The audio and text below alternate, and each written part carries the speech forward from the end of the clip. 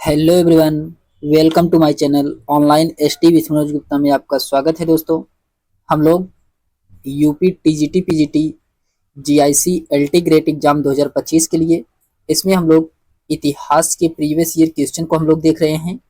हम लोगों ने कंप्लीट पाषाण काल को देख लिया था। आज हम लोग चैप्टर नंबर सेकंड सिंधु घाटी सभ्यता से संबंधित जितने भी क्वेश्चन अभी तक एलटी ग्रेड जीआईसी या किसी अदर स्टेट टीचिंग एग्जाम में पूछे गए हैं, उन सभी क्वेश्चनों को हम लोग देखने वाले हैं। तो चलिए हम लोग देखते हैं सिंधु घाटी सभ्यता से क्वेश्चन। इसमें पहला क्वेश्चन दिया गया है कि किस हड़प्पा स्थल से निकास नालियों के साथ फर्श से जड़ित 12 स्नान गृह का एक समूह यानी कि सेट मिला है। ये कहां से प्राप्त हुआ है? क्वेश्चन नंबर फर्स्ट का इसमें राइट आंसर क्या होगा? तो इसका राइट आंसर होगा दोस्तों लोथल से प्राप्त हुआ है। ऑप्शन नंबर का सी वाला राइट आंसर होगा, लोथल इसका राइट आंसर होगा। आइए इसके एक्सप्लेनेशन को देखते हैं। ये जो कि आप देख सकते हैं कि यूपी टीजीटी 2021 का क्वेश्चन ये पूछा गया था। इसके एक्सप्लेनेशन बहुत ही महत्वपूर्ण होते हैं। इसमें दिया गया है कि हड़प्पा एवं मोहनजोदड़ो के अतिरिक्त लोथल भी सैंधव सभ्यता का प्रमुख स्थल है। लोथल का टीला अहमदाबाद यानी कि गुजरात में पड़ता है। अहमदाबाद जिले में सरगवल नामक ग्राम के समीप स्थित है। 1954 से 55 में इसकी खोज तथा 1957 और 58 के मध्य आर.एस. राव के निर्देशन में खुदाई की गई थी, जहां 2 मील के घेरे में बसे हुए एक नगर के अवशेष प्राप्त होते हैं। लोथल की नगर एवं भवन योजना सुनियोजित एवं सुव्यवस्थित थी। नालियों एवं नरखोमों को अत्युत्तम प्रबंधन देखने को मिलता है। इस स्थल से निकास नालियों के साथ फर्श जड़ित 12 स्नान गृह एक सेट समूह मिला है। फिर उसके बाद आता है क्वेश्चन नंबर सेकंड है। क्वेश्चन नंबर सेकंड भी ये यूपी टीजीटी 2021 का क्वेश्चन है। इसमें कहा जा रहा है कि निम्नलिखित हड़प्पा स्थलों में से किस एक स्थल से गर्तावास के प्रमाणों की प्राप्ति हुई है? तो गर्तावास के प्रमाणों की प्राप्ति ये कहां से हुआ है? तो ये प्राप्त हुआ है दोस्तों कुनाल से। कहां से? कुनाल से प्राप्त हुआ है। ऑप्शन नंबर का डी वाला राइट आंसर होगा, कुनाल इसका राइट आंसर है। इसके एक्सप्लेनेशन दिया गया है कि हरियाणा के हिसार जिले में सरस्वती नदी के किनारे स्थित कुसाड़ स्थल की खोज जगपत जोशी और आर.एस. विशिष्ट के द्वारा 1974 ईस्वी में किया गया था। हड़प्पा कालीन स्थलों में कुड़ाल से गर्त आवास के प्रमाण मिले हैं। यहाँ से चांदी के 2 मुकुट व सोने के गहने प्राप्त हुए हैं। हड़प्पा शैली के लाल मृदभांड सर्वप्रथम यहीं से प्राप्त हुआ है। तो हड़प्पा शैली के जो लाल मृदभांड सबसे पहले कहाँ पे प्राप्त हुआ है? ये कुणाल में प्राप्त हुआ है। फिर उसके बाद आता है क्वेश्चन नंबर थर्ड है। ये यूपी पीजीटी 2021 का क्वेश्चन है। क्वेश्चन नंबर थर्ड कि निम्नलिखित स्थलों में से किस एक से उत्तरवर्ती हड़प्पा काल मालवा और जोरवे संस्कृति मिली है? तो मालवा और जोरवे संस्कृति ये कहां से प्राप्त हुआ है? क्वेश्चन नंबर थर्ड का इसमें राइट आंसर क्या होगा? ये दैमाबाद से प्राप्त हुआ है। ऑप्शन नंबर का सी वाला राइट आंसर होगा, दैमाबाद इसका राइट आंसर होगा दोस्तों। इसके एक्सप्लेनेशन दिया गया है कि दैमाबाद जोरवे ताम्र पाषाणिक संस्कृति का सबसे बड़ा स्थल है, जो लगभग 20 हेक्टेयर क्षेत्र में फैला हुआ है। 1976-79 के बीच ए.एल. साली ने दैमाबाद का उत्खनन करवाया था। दैमाबाद से कई सांस्कृतिक स्तर के मृदभांड पाए गए हैं, जो क्रमशः सावलदा मृदभांड, उत्तर हड़प्पा मृदभांड और दैमाबाद मृदभांड, मालवा मृदभांड और जोरवे मृदभांड। दैमाबाद के चारों ओर पत्थरों से किले बंदी की गई है। तो दैमाबाद के चारों ओर से पत्थरों की किलेबंदी किया गया था। फिर क्वेश्चन नंबर 4 है कि निम्नलिखित हड़प्पन स्थलों में से कौन स्थल प्रारंभिक हड़प्पन चरण से संबंधित नहीं है? तो प्रारंभिक हड़प्पन चरण से संबंधित इसमें से कौन सा नहीं है? क्वेश्चन नंबर 4 का इसमें राइट आंसर होगा हुलास। हुलास, ऑप्शन नंबर इसका डी वाला राइट आंसर होगा, हुलास इसका राइट आंसर होगा। इसके एक्सप्लेनेशन में दिया गया है कि उत्तर प्रदेश के सहारनपुर जिले में स्थित हुलास जो कि उत्तर हड़प्पा कालीन स्थल है, यहाँ से प्रारंभिक हड़प्पा चरण के अवशेष नहीं मिले हैं। यहाँ से सैंधव लिपि युक्त एक ठप्पा प्रकाश में आया है। गेहूं की कृषि के स्पष्ट साक्ष्य यहाँ से प्राप्त होता है। राखीगढ़ी, धौलावीरा और कुराड़ से प्रारंभिक हड़प्पा चरण के साक्ष्य प्राप्त होते हैं। फिर उसके बाद आता है क्वेश्चन नंबर 5 है। क्वेश्चन नंबर 5 में कहा जा रहा है कि सिंधु घाटी के निम्नलिखित में से किस स्थल की खोज राखलदास बनर्जी ने की थी? तो किस स्थल की खोज राखलदास बनर्जी के द्वारा किया गया है? क्वेश्चन नंबर 5 का इसमें राइट आंसर क्या होगा? तो इसका राइट आंसर होगा मोहनजोदड़ो। मोहनजोदड़ो की खोज किसके द्वारा किया गया है? तो राखलदास बनर्जी के द्वारा किया गया है। इसके एक्सप्लेनेशन दिया गया है कि मोहनजोदड़ो की खोज राखलदास बनर्जी के द्वारा 1922 ईस्वी में किया गया है। यह एक प्रसिद्ध इतिहासकार थे। इनका जन्म मुर्शिदाबाद में हुआ था। तो राखलदास बनर्जी का जन्म कहाँ हुआ है? मुर्शिदाबाद में हुआ है। हड़प्पा पुरास्थल की खोज दयाराम साहनी के द्वारा 1921 में सर जॉन मार्शल के निर्देशन में किया गया था। हड़प्पा और मोहनजोदड़ो दोनों स्थल पाकिस्तान में स्थित है। तो हड़प्पा और मोहनजोदड़ो ये दोनों स्थल कहाँ पे हैं? तो वर्तमान में पाकिस्तान में स्थित हैं। क्वेश्चन नंबर 6 है कि रंगपुर की खुदाई से मिली सामग्री में सम्मिलित है। रंगपुर की खुदाई से मिली सामग्री में सम्मिलित है, तो क्या सम्मिलित है? क्वेश्चन नंबर 6 का इसमें राइट आंसर क्या होगा? तो पुरानी तांबे की कुल्हाड़ी, धान की भूसी और खिलौने सम्मिलित हैं। ऑप्शन नंबर इसका डी वाला राइट आंसर होगा। पुरानी तांबे की कुल्हाड़ी, धान की भूसी और खिलौने सम्मिलित हैं। इसके एक्सप्लेनेशन दिया गया है कि रंगपुर गुजरात के सौराष्ट्र प्रांत में स्थित नगर है। यह स्थल प्राक हड़प्पा और उत्तर हड़प्पा के समय का स्थल माना जाता है और इस समय के उपकरण और साक्ष्य भी प्राप्त होते हैं। इस स्थल की खोज 1953-54 में R.S. राव ने किया था। उत्खनन में पूर्व सिंधु सभ्यता की सामग्री में पीले और धूसर रंग के मिट्टी के बर्तन तथा सिंधु सभ्यता की सामग्री में कच्ची ईंटों के दुर्ग, नालियां, मृदभांड, बाट, पत्थर के फलक तथा मिट्टी के पिंड आदि पुरानी तांबे की कुल्हाड़ी तथा धान की भूसी के साथ यहाँ से प्राप्त हुआ है। फिर उसके बाद क्वेश्चन नंबर 7 है दोस्तों कि निम्नलिखित में से कौन सा हड़प्पाकालीन स्थल हरियाणा में स्थित है? तो कौन सा हड़प्पाकालीन स्थल है जो कि हरियाणा में स्थित है? क्वेश्चन नंबर 7 का इसमें राइट आंसर क्या होगा? तो क्वेश्चन नंबर 7 का इसमें राइट आंसर होगा राखीगढ़ी। राखीगढ़ी ये कहाँ पे है? ये हड़प्पा कालीन स्थल है। राखीगढ़ी ये हरियाणा में स्थित है। ऑप्शन नंबर इसका बी वाला राइट आंसर होगा। राखीगढ़ी ये कहाँ पे है? तो हरियाणा में है। हड़प्पा सभ्यता का पूरा स्थल राखीगढ़ी हरियाणा के जींद जिले में स्थित है। इस स्थल की खोज प्रोफेसर सूरजभान और रफीक मुगल के द्वारा किया गया था। यहाँ से सिंधु पूर्व सभ्यता के अवशेष भी प्राप्त हुए हैं। भारत में हड़प्पा सभ्यता के विशालतम नगरों में राखीगढ़ी एक है। तो भारत में हड़प्पा सभ्यता के विशालतम नगरों में राखीगढ़ी एक माना जाता है। फिर उसके बाद क्वेश्चन नंबर 8 है। क्वेश्चन नंबर 8 में कहा जा रहा है कि निम्नलिखित में से किस हड़प्पा बस्ती में डॉकयार्ड का पहला प्रमाण पाया गया था? तो डॉकयार्ड का पहला प्रमाण ये कहाँ से पाया गया है? क्वेश्चन नंबर 8 का इसमें राइट आंसर क्या होगा?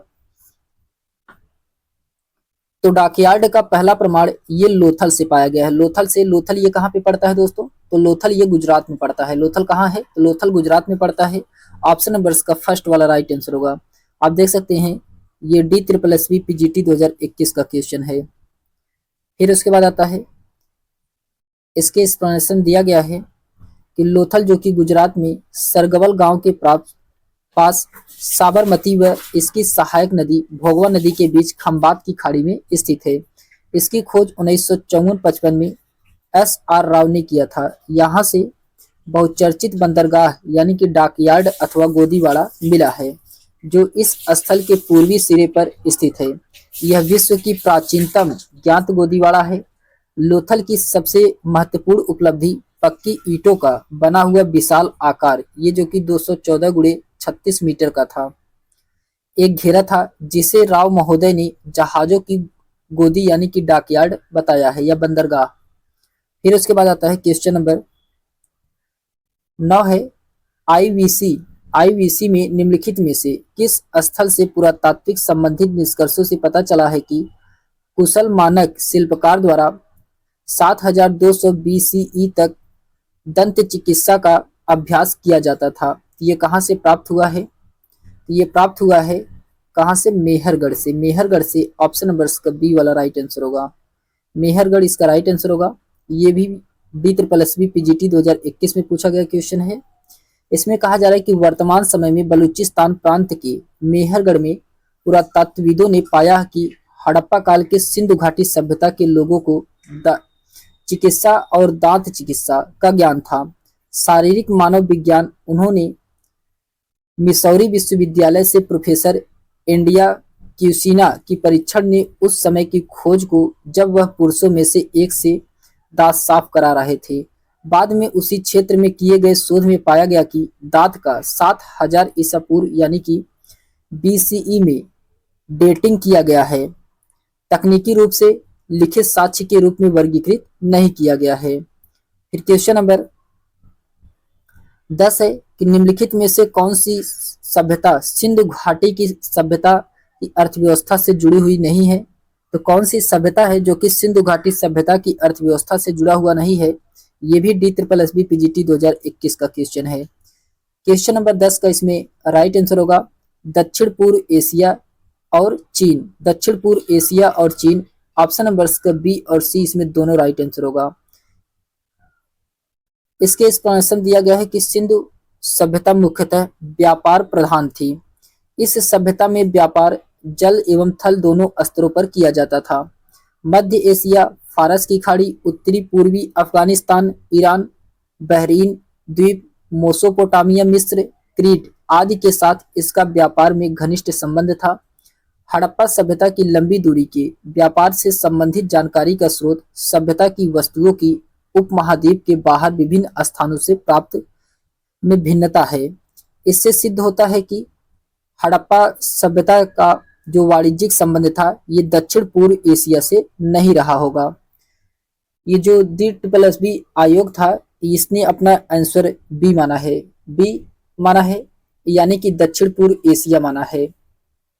फिर उसके बाद क्वेश्चन नंबर 11 है कि हड़प्पा छवियों और लेखन का मुख्य स्रोत कौन सा है? तो हड़प्पा छवियों और लेखन का मुख्य स्रोत बताना है क्वेश्चन नंबर 11 में। तो क्वेश्चन नंबर 11 का इसमें राइट आंसर होगा मोहर। मोहर ऑप्शन नंबर का फर्स्ट वाला राइट आंसर होगा। मोहर इसका राइट आंसर होगा। ये भी DSSB PGT 2021 का क्वेश्चन है।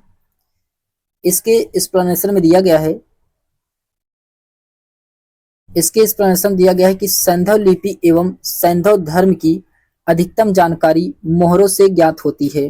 मोहरों की हड़प्पा संस्कृति की सर्वोत्तम कलाकृतियां माना गया है। मोहरों पर सर्वाधिक अंकन पीपल का उसके बाद एक श्रृंगी पशु का है। इसके बाद हाथी, बाघ, बारहसिंघा, मगरमच्छ, भैंसा, गैंडा, सांड आदि का अंकन किया गया है। इसमें इन पर गाय, घोड़ा, ऊंट का अंकन नहीं मिलता है। मोहरों का प्रयोग व्यापार वाणिज्य में अनुबंधों से संबंधित दस्तावेजों तथा व्यापारिक गांठों पर छाप लगाने हेतु होता था। फिर उसके बाद आता है क्वेश्चन नंबर 12 है। क्वेश्चन नंबर 12 में कहा जा रहा है कि सिंधु की सहायक नदियों के नाम बताएं जो हड़प्पा सभ्यता के तुरंत बाद सूख गई। इसके अवशेषों को वार्षिक बाढ़ से बचाती रही। ये कौन सी है?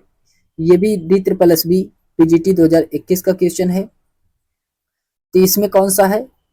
हकरा नदी। हकरा नदी है ऑप्शन नंबर का बी वाला राइट आंसर होगा। हकरा नदी इसका राइट आंसर होगा। ऋग्वेद के साक्ष्य के आधार पर कुछ विद्वान सरस्वती नदी के इर्द गिर्द ही हकरा नदी का प्रवेश मानते हैं, लेकिन सरस्वती नदी की पहचान बहुत से पुरातत्वविदों ने घग्गर और हकरा नदी से की है। उस समय जब आर्यों का फैलाव भारत भूमि पर होना शुरू हुआ तो ये नदी सूख चुकी थी। इसी क्षेत्र के रफीक मुगल ने अध्ययन किया है कि उन्होंने घग्गर हकरा के डाई बेड पर चित्रित धूसर काल की बस्तियों के संकेत मिले हैं। इस प्रकार इस प्रकार चोलिस्तान मरुस्थल हकरा पीठ के पूर्व में दक्षिण में स्थित है।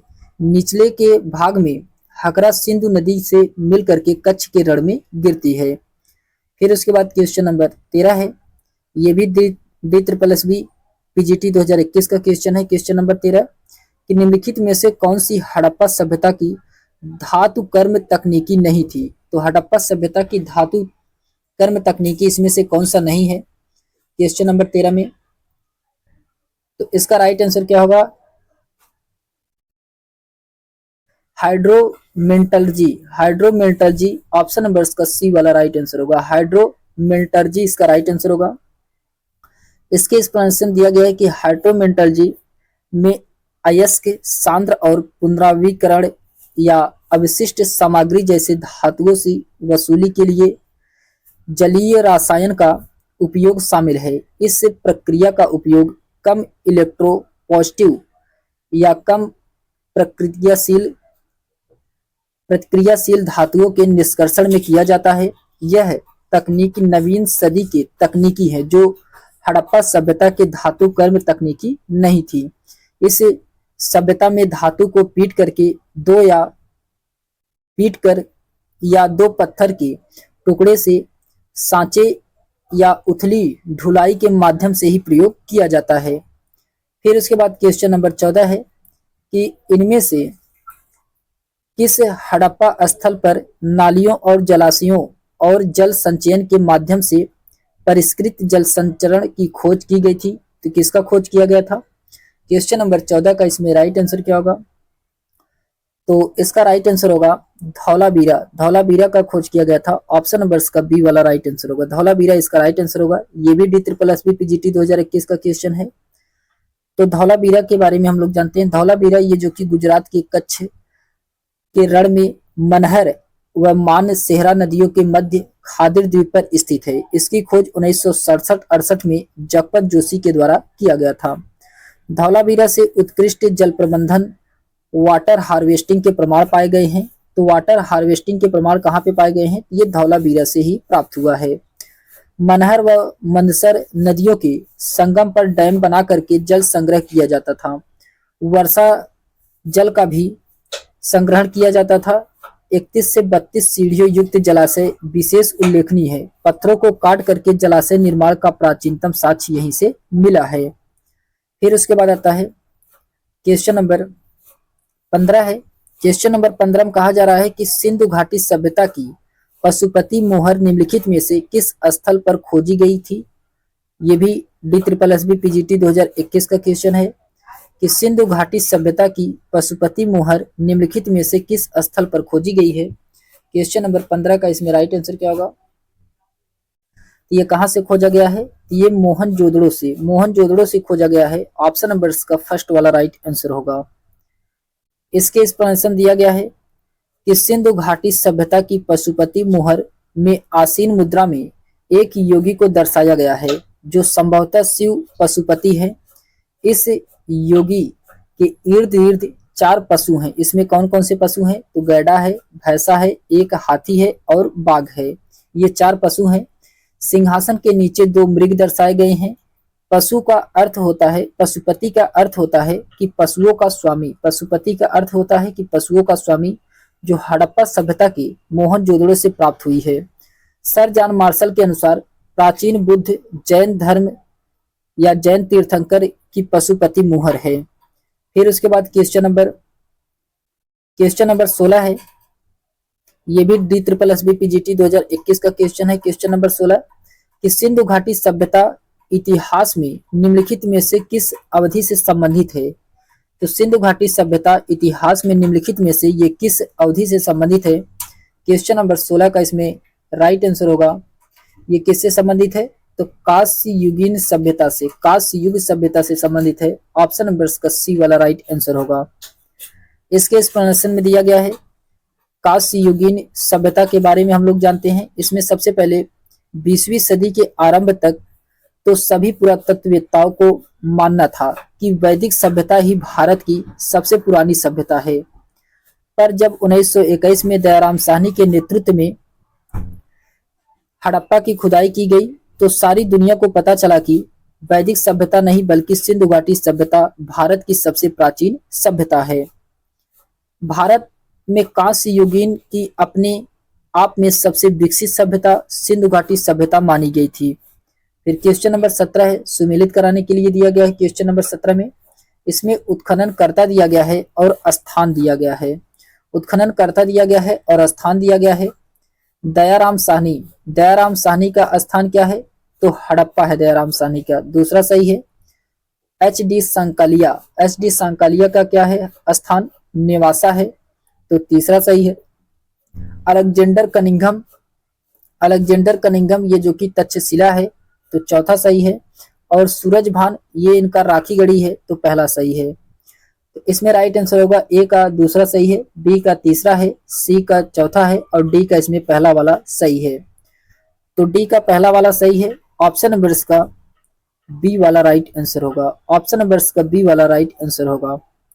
इसके एक्सप्लेनेशन दिया गया है कि दयाराम साहनी जो कि हड़प्पा सभ्यता की खोज किए थे, एच डी सांकालिया ने निवासा का खोज किया था, अलेक्जेंडर कनिंघम ने तक्षशिला की खोज किए थे और सूरजभान ने राखीगढ़ी की खोज किए थे। क्वेश्चन नंबर 18 है कि निम्नलिखित में से कौन सा सही सुमेलित नहीं है। आपको बताना है इसमें से कौन सा सही सुमेलित नहीं है। क्वेश्चन नंबर 18 में हड़प्पा बस्ती दिया गया है और उत्खनन कर्ता दिया गया है। इसमें बताना है कौन सा सही सुमेलित नहीं है।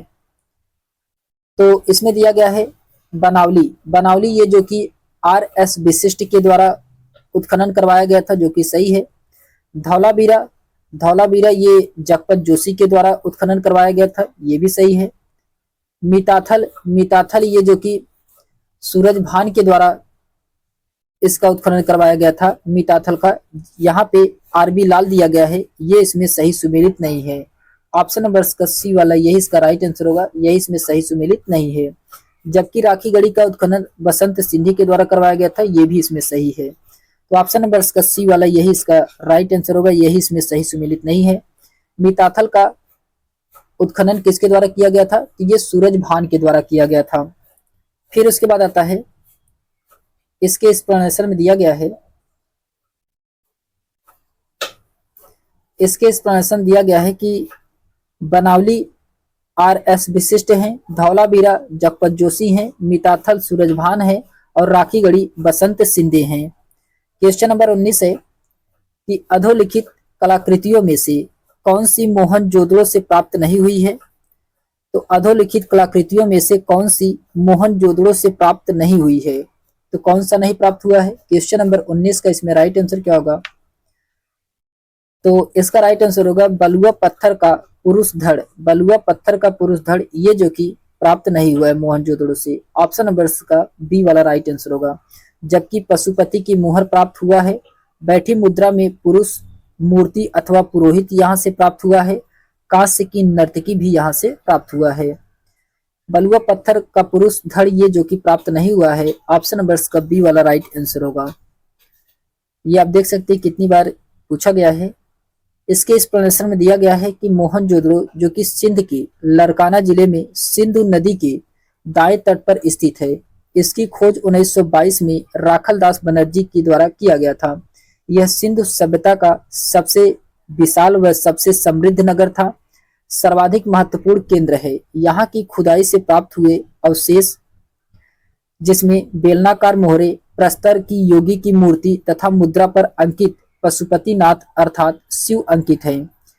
इन्हीं अवशेषों में कांस्य नर्तकी भी प्राप्त हुआ है। उपरोक्त प्रश्नों में बलुआ पत्थर का पुरुष धड़ मोहनजोदड़ो से प्राप्त नहीं हुआ है, बल्कि ये कहाँ से प्राप्त हुआ है? ये हड़प्पा से प्राप्त हुआ है। तो मोहनजोदड़ो से नहीं प्राप्त था, हड़प्पा से प्राप्त था। क्वेश्चन नंबर 20 है कि निम्नलिखित में से कौन सा कथन सिंधु सरस्वती सभ्यता के बारे में सही नहीं है? तो सिंधु सरस्वती सभ्यता के बारे में इसमें से कौन सा कथन सही नहीं है क्वेश्चन नंबर 20 में? तो इसका राइट आंसर होगा कि उनका व्यापार मेसोपोटामिया, चीन एवं रोम से भी होता था। ये क्या है? इसमें गलत है। उनका व्यापार मेसोपोटामिया से होता था लेकिन चीन एवं रोम से नहीं होता था। तो ऑप्शन नंबर का सी वाला यही इसमें राइट आंसर होगा, यही इसमें सही सुमेलित नहीं है, सही नहीं है। जबकि गेहूं, जौ उनके प्रमुख खाद्यान्न थे। गाय बैल पाले जाने वाले प्रमुख पशु थे और मनके का निर्माण एक विकसित उद्योग था। फिर उसके बाद आता है क्वेश्चन नंबर, अच्छा इसके एक्सप्लेनेशन में दिया गया है कि सिंधु घाटी सभ्यता या सिंधु सरस्वती सभ्यता का विकास सिंधु नदी के किनारे फली फूली और इसके अधिकांश स्थल हाकरा घग्गर नदी में पाए गए हैं, जिसमें यह सभ्यता अधिक उपजाऊ एवं समृद्ध रही होगी। सभ्यता में गेहूं और जौ उनके प्रमुख खाद्यान्न थे। इसके अलावा मटर, तिल, सरसों, बाजरा, ज्वार भी शामिल था इसमें। इनके जानवरों में भैंस, बैल, गधा, गाय, बकरी, हाथी, कुत्ता भी शामिल था। मनका बनाने का यहाँ का एक विकसित उद्योग था। मनका बनाने का यहाँ विकसित उद्योग माना जाता है।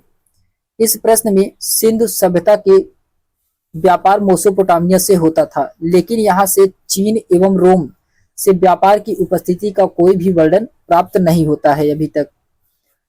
मेसोपोटामिया से व्यापार तो होता था, लेकिन चीन और रोम से व्यापार नहीं होता था। क्वेश्चन नंबर 21 है कि सिंधु घाटी की शासन व्यवस्था कैसी थी। सिंधु घाटी की शासन व्यवस्था कैसी थी, क्वेश्चन नंबर 21 का इसमें राइट आंसर क्या होगा? तो सिंधु घाटी की शासन व्यवस्था ओलिगार्की थी। ओलिगार्की थी। ऑप्शन नंबर का बी वाला राइट आंसर होगा। ओलिगार्की थी सिंधु घाटी की शासन व्यवस्था। ऑप्शन नंबर का बी वाला राइट आंसर होगा। इसके एक्सप्लेनेशन दिया गया है कि सिंधु घाटी सभ्यता की शासन व्यवस्था ओलिगार्की थी। ओलिगार्की का अर्थ होता है धनवान। ओलिगार्की का अर्थ क्या होता है? धनवान होता है। अभिजात वर्ग या वणिक वर्ग होते हैं। Doctor R.S. शर्मा के अनुसार सिंधु सभ्यता के लोगों ने सबसे अधिक धनवान वाणिज्यिक और व्यापार की ओर दिया था। अतः हड़प्पा या सिंधु सभ्यता का शासन वणिक वर्ग ओलिगार्की के हाथों में था। फिर उसके बाद आता है क्वेश्चन नंबर 22 है कि हड़प्पा में कितने धान्य कोष्ठ मिले हैं। तो हड़प्पा में कितने धान्य कोष्ठ मिले हैं, क्वेश्चन नंबर 22 का इसमें राइट आंसर क्या होगा? तो हड़प्पा में 6 धान्य कोष्ठ पाए गए हैं। 6 धान्य कोष्ठ पाए गए हैं। ऑप्शन नंबर का फर्स्ट वाला राइट आंसर होगा। ये इसके एक्सप्लेनेशन दिया गया है कि हड़प्पा से 6 खाने की 2 पंक्तियों में कुल 12 कक्षों में एक अन्नागार का अवशेष प्राप्त हुआ है, जिसका कुल क्षेत्रफल 2745 वर्ग मीटर से अधिक था। फिर उसके बाद आता है क्वेश्चन नंबर 23 है कि राजस्थान के कालीबंगा और हरियाणा के बनावली के हड़प्पापुर की अवस्था स्पष्ट रूप में है। तो राजस्थान के कालीबंगन और हरियाणा के बनावली के हड़प्पापुर की अवस्था स्पष्ट रूप से है। ये किसमें है? क्वेश्चन नंबर 23 का इसमें राइट आंसर क्या होगा? तो इसका राइट आंसर होगा चालकोलिथिक में है। किसमें है? चालकोलिथिक में है। ऑप्शन नंबर का बी वाला राइट आंसर होगा। चालकोलिथिक इसका राइट आंसर होगा। इसके एक्सप्लेनेशन में दिया गया है कि राजस्थान के कालीबंगा और हरियाणा के बनावली के हड़प्पापुर की अवस्था मुख्य रूप से चालकोलिथिक यानी कि ताम्र पाषाणिक है। फिर उसके बाद क्वेश्चन नंबर 24 है, कथन ए और कारण आर दिया गया है। आपको इसमें पढ़ करके सही उत्तर का चयन करना है कथन ए और कारण आर में, क्वेश्चन नंबर 24 में।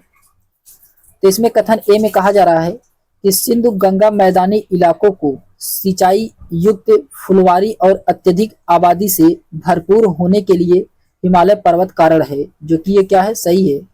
कथन इसका सही है। कारण आर में कहा जा रहा है कि एशियन नोमेडिज्म के लिए सही कारण रहा है, ये गलत है। ये क्या है? इसमें गलत है कि एशियन नोमेडिज्म के लिए सही कारण रहा होगा, ये गलत है। तो यानी कि इसका कथन सही है लेकिन कारण क्या है? गलत है। तो इसलिए इसका राइट आंसर होगा ऑप्शन नंबर इसका सी वाला राइट आंसर होगा। ए सही है लेकिन आर इसमें क्या है? गलत है। इसके एक्सप्लेनेशन दिया गया है कि सिंधु गंगा घाटी में सिंचाई युक्त फुलवारी और अत्यधिक आबादी से भरपूर होने के लिए हिमालय प्रमुख कारण है, क्योंकि हिमालय न केवल बर्फीली ध्रुवीय हवाओं से बचाता है बल्कि उससे निकलने वाली सिंधु गंगा नदियों ने कृषि के विकास को बढ़ावा दिया। कृषि एवं अत्यधिक उत्पादन ने राज्य निर्माण एवं सभ्यता संस्कृति के विकास में योगदान दिया। एशियन नोमेडिज्म का संबंध भारतीय क्षेत्रों से न होकर के ये मध्य एशिया के शुष्क क्षेत्रों से है। तो एशियन जो नोर्डिक्स का संबंध है ये भारतीय क्षेत्र से न होकर के ये मध्य एशिया के शुष्क क्षेत्र के अंतर्गत आता है। क्वेश्चन नंबर 25 है कि कथन ए और काराडार दिया गया है, आपको इसमें पढ़ करके सही उत्तर का चयन करना है। कथन ए और काराडार में, तो इसमें कथन ए में कहा जा रहा है कि कांस युग में मानव ने तकनीकी संस्कारिता पा ली थी। तो कांस्य युग में मानव ने तकनीकी संस्कारिता पा लिया था, जो कि सही है। काराडार में कहा जा रहा है कि सभी क्षेत्रों में समृद्ध होने में यही कारण रहा है, तो ये गलत है। सभी क्षेत्रों में समृद्ध होने में यही कारण रहा है, तो ये गलत है। इसमें कथन इसका सही है लेकिन कारण इसका क्या है, गलत है। तो ऑप्शन नंबर इसका सी वाला राइट आंसर होगा। ए सही है लेकिन आर इसमें क्या है, गलत है। इसके एक्सप्लेनेशन दिया गया है कि कांस्य युग में मानव तकनीकी का काफी विकसित हो चुका था एवं अस्थायी जीवन की रूपरेखा विकसित हो चुकी थी। हड़प्पा सभ्यता एक कांस्ययुगीन संस्कृति थी जो इसका प्रत्यक्ष प्रमाण है, परंतु प्रत्येक क्षेत्र की समृद्धि के लिए इसे एकमात्र कारण नहीं मान सकते हैं, क्योंकि साहित्य लिपि का स्पष्ट विकास अभी तक नहीं हो पाया था। फिर उसके बाद आता है क्वेश्चन नंबर 26 है। क्वेश्चन नंबर 26 में कहा जा रहा है आपको इसमें बताना है कौन सा इसमें सही सुमेलित है, सही सुमेलित कराना है क्वेश्चन नंबर 26 में। तो इसमें दिया गया है क्वेश्चन नंबर 26 में हड़प्पा ये जो कि समाधान R37 से संबंधित है, तो पहला सही है। लोथल ये जो कि गोदीवाड़ा से संबंधित है, तो दूसरा सही है। कालीबंगा से जुटा हुआ खेत का साक्ष्य मिला है, चौथा सही है। और मोहनजोदड़ो से नर्तकी की मूर्ति पाई गई है, तो तीसरा सही है। इसका राइट आंसर क्या होगा, ए का इसमें पहला सही है, बी का दूसरा है, सी का चौथा है और डी का इसमें तीसरा वाला सही है। तो ऑप्शन नंबर इसका बी वाला राइट आंसर होगा। ऑप्शन नंबर इसका बी वाला राइट आंसर होगा। ए का पहला, बी का दूसरा, सी का चौथा और डी का तीसरा इसमें सही है। इसके एक्सप्लेनेशन में दिया गया है हड़प्पा जो कि समाधान R37 से संबंधित है, लोथल गोदीवाड़ा से संबंधित है, कालीबंगा जुटा हुआ खेत से संबंधित है और मोहनजोदड़ो नर्तकी की मूर्ति से संबंधित है। क्वेश्चन नंबर 27 है कि निम्नलिखित में से कौन सा एक हड़प्पा स्थल नहीं है, आपको बताना है इसमें से कौन सा एक हड़प्पा स्थल नहीं है। क्वेश्चन नंबर 27 में, क्वेश्चन नंबर 27 का इसमें राइट आंसर क्या होगा, इसमें बताना है कौन सा एक हड़प्पा स्थल नहीं है। अतरंजी खेड़ा ये जो कि हड़प्पा स्थल नहीं है, जबकि चौहंदड़ो ये हड़प्पा स्थल है, कालीबंगा ये भी है, राखीगढ़ी ये भी है। अतरंजी खेड़ा इसका राइट आंसर होगा। ऑप्शन नंबर इसका सी वाला राइट आंसर होगा। इसके एक्सप्लेनेशन दिया गया है कि अतरंजी खेड़ा हड़प्पा स्थल नहीं है, यह स्थल उत्तर प्रदेश के एटा जिले में गंगा की सहायक नदी काली नदी के तट पर स्थित है। यह एक प्रागैतिहासिक स्थल है। इसकी खोज अलेक्जेंडर कनिंघम के द्वारा किया गया था। क्वेश्चन नंबर 28 है हड़प्पा निवासियों का किसके साथ समुद्री मार्ग से संपर्क था। तो हड़प्पा निवासियों का किसके साथ समुद्री मार्ग से संबंध था। क्वेश्चन नंबर 28 का इसमें राइट आंसर क्या होगा, ये किसके साथ था, ये मेसोपोटामिया के साथ था, मेसोपोटामिया के साथ था। ऑप्शन नंबर इसका फर्स्ट वाला राइट आंसर होगा, मेसोपोटामिया इसका राइट आंसर होगा। इसके इस प्रश्न में दिया गया है कि हड़प्पा निवासियों का समुद्री व्यापार मुख्यतः मेसोपोटामिया के साथ होता था। अरब सागर के तट पर स्थित लोथल नगर पश्चिम एशिया से व्यापार का प्रमुख बंदरगाह था। मेसोपोटामिया और सिंधु सभ्यता के बीच व्यापार भी अभिलेखीय साक्ष्य भी हड़प्पा से मेसोपोटामिया के खानेदार मनके तथा मोहनजोदड़ो से हरितंभ रंग का क्लोराइड प्रस्तर का टुकड़ा मिला है। फिर उसके बाद आता है क्वेश्चन नंबर 29 है कि निम्नलिखित में से किस राज्य में हड़प्पाकालीन अवशेष प्राप्त नहीं हुए हैं। निम्नलिखित में से किस राज्य में हड़प्पाकालीन अवशेष प्राप्त नहीं हुआ है। क्वेश्चन नंबर 29 का इसमें राइट आंसर क्या होगा, तो कहां से प्राप्त नहीं हुआ है, तो तमिलनाडु से हड़प्पाकालीन अवशेष प्राप्त नहीं हुए हैं। ऑप्शन नंबर इसका सी वाला राइट आंसर होगा, तमिलनाडु इसका राइट आंसर होगा। इसके इस प्रश्न दिया गया है कि हड़प्पा सभ्यता भारत की एक महत्वपूर्ण सभ्यता है जिसका उद्गम भारत के पश्चिमोत्तर भाग में हुआ था। हड़प्पा सभ्यता का कोई स्थल दक्षिण भारत में नहीं पाया जाता है, अतः तमिलनाडु में हड़प्पा कालीन अवशेष नहीं प्राप्त हुए हैं। फिर क्वेश्चन नंबर 30 है। क्वेश्चन नंबर 30 में कहा जा रहा है कि हड़प्पा संस्कृति स्थल धौलावीरा भारत के किस राज्य में स्थित है। तो धौलावीरा ये भारत के किस राज्य में स्थित है। क्वेश्चन नंबर 30 का इसमें राइट आंसर क्या होगा। तो धौलावीरा ये कहाँ पे है, तो ये गुजरात में है। गुजरात में है, ऑप्शन नंबर का डी वाला राइट आंसर होगा। धौलावीरा कहाँ है, तो गुजरात में है। इसके एक्सप्लेनेशन में दिया गया है कि गुजरात में स्थित धौलावीरा जो कि भारत में स्थित हड़प्पा सभ्यता का संभवतः सबसे बड़ा नगर है। यह अन्य नगरों के विपरीत 3 भागों दुर्ग, मध्य नगर व निचला नगर में विभाजित है। आर.एस. विशिष्ट ने 1990-91 में इसका उत्खनन करवाया था। फिर उसके बाद क्वेश्चन नंबर 31 है। क्वेश्चन नंबर 31 में कहा जा रहा है कि मेसोपोटामिया में शामिल क्षेत्र को आज हम किस नाम से जानते हैं। तो मेसोपोटामिया में शामिल क्षेत्र को आज हम किस नाम से जानते हैं। क्वेश्चन नंबर 31 का इसमें राइट आंसर क्या होगा। तो आज किस नाम से जाना जाता है, तो इसको पूर्वी सीरिया, दक्षिण पूर्वी तुर्की और इराक का अधिकांश भाग के नाम से जानते हैं। ऑप्शन नंबर का बी वाला राइट आंसर होगा। इसके एक्सप्लेनेशन दिया गया है कि मेसोपोटामिया में शामिल क्षेत्रों में वर्तमान समय में पूर्वी सीरिया, दक्षिण पूर्व तुर्की और इराक के अधिकांश भाग इसके अंतर्गत आते हैं। क्वेश्चन नंबर 32 है कि सिंधु घाटी सभ्यता की खोज किस वर्ष की गई थी। सिंधु घाटी सभ्यता की खोज किस वर्ष किया गया था। क्वेश्चन नंबर 32 का इसमें राइट आंसर क्या होगा। तो सिंधु घाटी सभ्यता की खोज 1921 में किया गया था। कब किया गया था, 1921 में किया गया था। ऑप्शन नंबर का फर्स्ट वाला राइट आंसर होगा। 1921 इसका राइट आंसर होगा। इसके एक्सप्लेनेशन दिया गया है कि सिंधु घाटी स्थल हड़प्पा की खोज 1921 में दयाराम साहनी ने की थी, जहां से मनुष्य के शरीर की बलुआ पत्थर की मूर्तियां, अन्नागार तथा बैलगाड़ी के साक्ष्य प्राप्त हुए हैं।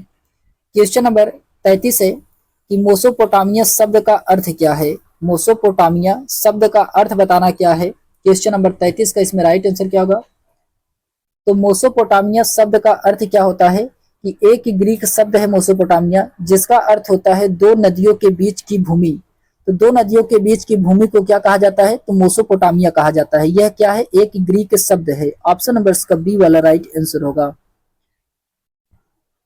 मेसोपोटामिया एक ग्रीक शब्द है जिसका अर्थ होता है 2 नदियों के बीच की भूमि।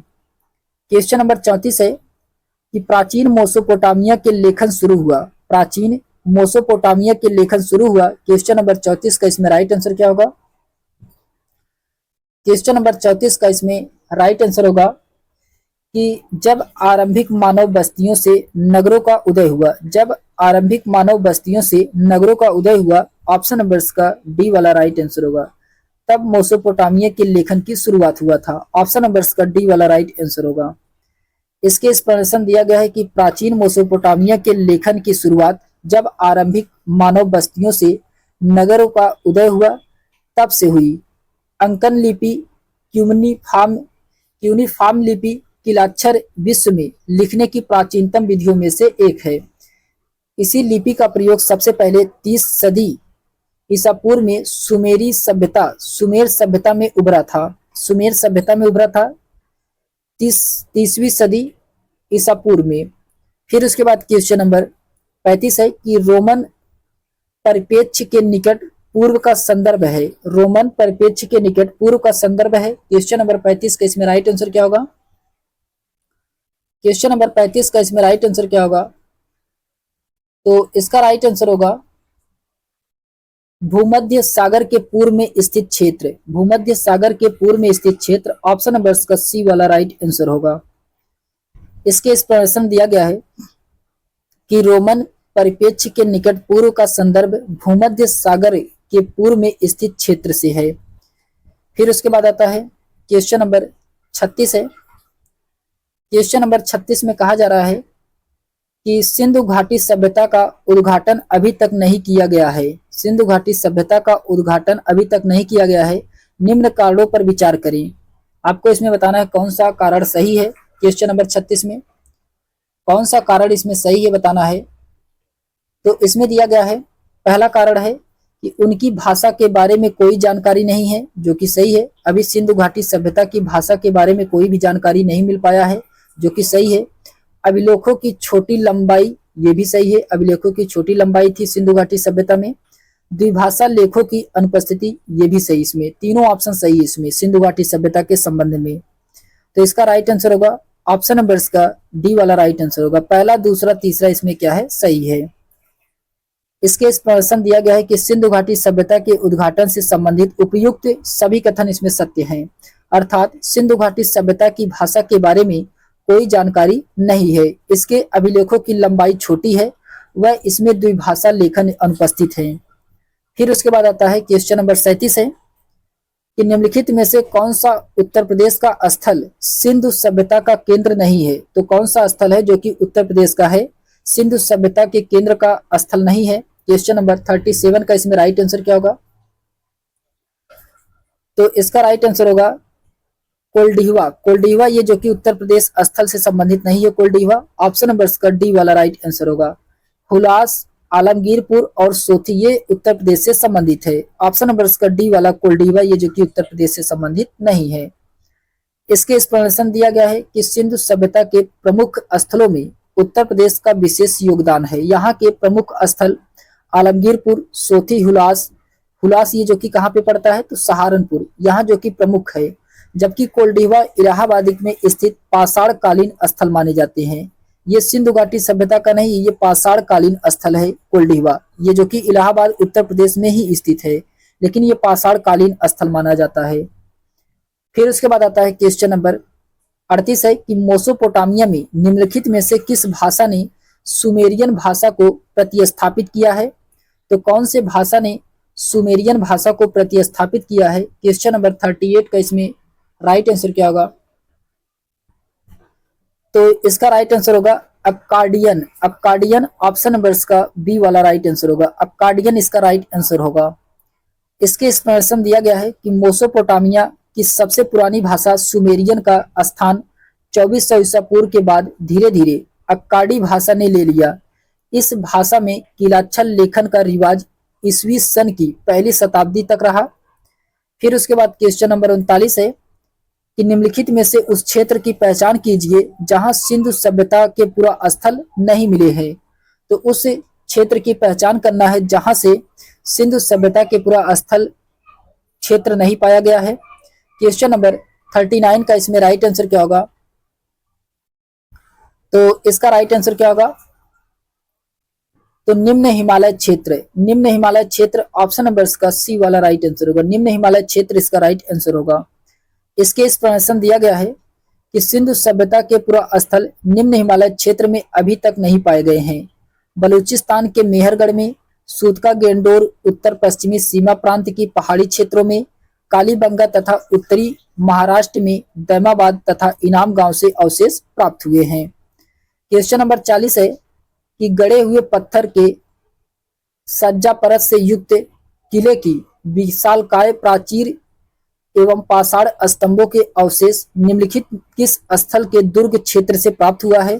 ये किस स्थल से दुर्ग क्षेत्र से प्राप्त हुआ है। क्वेश्चन नंबर 40 का इसमें राइट आंसर क्या होगा। ये कहां से प्राप्त हुआ है, ये धौलावीरा से, धौलावीरा से प्राप्त हुआ है। ऑप्शन नंबर इसका फर्स्ट वाला राइट आंसर होगा।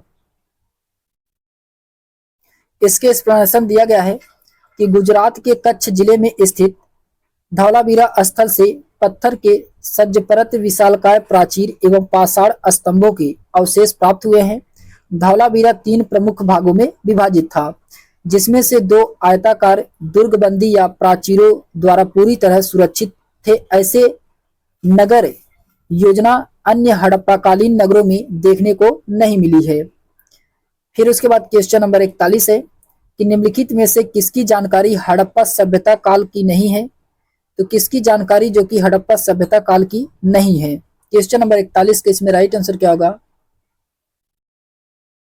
तो वैज्ञानिक तरीकों से बनाई गई मेहराब। वैज्ञानिक तरीकों से बनाई गई मेहराब ये जो कि हड़प्पा सभ्यता काल से संबंधित नहीं है। ऑप्शन नंबर डी वाला राइट आंसर होगा। इसके एक्सप्लेनेशन दिया गया है कि वैज्ञानिक तरीकों से बनाई गई मेहराब हड़प्पा सभ्यता से नहीं प्राप्त हुआ है, जबकि पक्की ईंटें चौहद्दरों से तथा दीवारों को इंग्लिश बांड की प्रणाली कालीबंगा से प्राप्त हुआ है। क्वेश्चन नंबर 42 है कि निम्नलिखित में से कौन सा एक पशु हड़प्पा सभ्यता में मौजूद था। तो कौन सा एक पशु है जो कि हड़प्पा सभ्यता में मौजूद था। क्वेश्चन नंबर 42 का इसमें राइट आंसर होगा, इसका राइट आंसर क्या होगा, तो हाथी। हाथी ऑप्शन नंबर इसका बी वाला राइट आंसर होगा, हाथी इसका राइट आंसर होगा। इसके एक्सप्लेनेशन दिया गया है कि हड़प्पा सभ्यता के मोहनजोदड़ो से प्राप्त एक सील पर 3 मुख वाले देवता यानी कि पशुपतिनाथ की मूर्ति मिली है, जिसमें चारों ओर हाथी, गैड़ा, चीता, भैंसा विराजमान है। इसमें कौन कौन से पशु हैं, तो हाथी है, गैड़ा है, चीता है और भैंसा है। फिर उसके बाद आता है क्वेश्चन नंबर 43 है कि समाधान एच संबंधित है। तो ये समाधान एच किससे संबंधित है। क्वेश्चन नंबर 43 का इसमें राइट आंसर क्या होगा, तो समाधान एच ये किससे संबंधित है, तो परवर्ती हड़प्पा संस्कृति से, परवर्ती हड़प्पा संस्कृति से है। ऑप्शन नंबर इसका डी वाला राइट आंसर होगा। इसके एक्सप्लेनेशन दिया गया है कि हड़प्पा में प्राप्त हुए समाधि जिसे समाधान एच नाम दिया गया है, उत्तर हड़प्पा काल परवर्ती हड़प्पा संस्कृति से संबंधित है। वहीं हड़प्पा में सभ्यता काल का एक कब्रिस्तान मिला है जो दक्षिण क्षेत्रों में है, इसे समाधि R37 नाम दिया गया है। फिर क्वेश्चन नंबर 44 है कि निम्नलिखित में से किस साइट को भारत की सबसे पुरानी कृषि बस्ती के रूप में जाना जाता है। तो किस साइट को भारत की सबसे पुरानी बस्ती कृषि के रूप में जाना जाता है। क्वेश्चन नंबर 44 के इसमें राइट आंसर क्या होगा, तो ये जाना जाता है किसको, मेहरगढ़ को, मेहरगढ़ को जाना जाता है। ऑप्शन नंबर इसका ई वाला राइट आंसर होगा, मेहरगढ़ इसका राइट आंसर होगा। इसके एक्सप्लेनेशन दिया गया है कि मेहरगढ़ जो कि पाकिस्तान के बलूचिस्तान प्रांत के बोलन दर्रे के निकट स्थित है, यहाँ से भारत की सबसे पुरानी कृषि बस्ती के प्रमाण प्राप्त हुए हैं। यह स्थान आवासीय मानव आवास के रूप में प्रयुक्त हुआ था। दैमाबाद महाराष्ट्र में है, हुलास उत्तर प्रदेश में है, कालीबंगा राजस्थान में है, आलमगीरपुर ये मेरठ के उत्तर प्रदेश में है। यहाँ से हड़प्पा कालीन प्रमुख स्थल है। फिर उसके बाद आता है क्वेश्चन नंबर 45 है। क्वेश्चन नंबर 45 में कहा जा रहा है कि निम्नलिखित हड़प्पा शहरों का उत्तर से दक्षिण की ओर सही भौगोलिक अनुक्रम क्या है। तो उत्तर से दक्षिण की ओर सही भौगोलिक अनुक्रम को बताना है क्वेश्चन नंबर 45 में। तो इसका सही क्रम क्या है, तो सबसे पहले इसमें क्या आएगा, सबसे पहले इसमें आएगा हड़प्पा, हड़प्पा ये सबसे पहले आएगा। फिर उसके बाद कालीबंगा आएगा, कालीबंगा के बाद इसमें मोहनजोदड़ो आएगा और मोहनजोदड़ो के बाद इसमें लोथल आएगा। ये जो कि क्या है कि उत्तर से दक्षिण की ओर सही क्रम है। ऑप्शन नंबर इसका बी वाला राइट आंसर होगा, पहला, तीसरा, दूसरा, चौथा इसका राइट आंसर है। इसके एक्सप्लेनेशन दिया गया है कि हड़प्पा शहरों का उत्तर से दक्षिण की ओर जो सही भौगोलिक अनुक्रम है, हड़प्पा ये जो कि पंजाब के मांटगोनी में है, कालीबंगा राजस्थान में है, मोहनजोदड़ो सिंध के लरकाना जिले में स्थित है और लोथल ये गुजरात में है।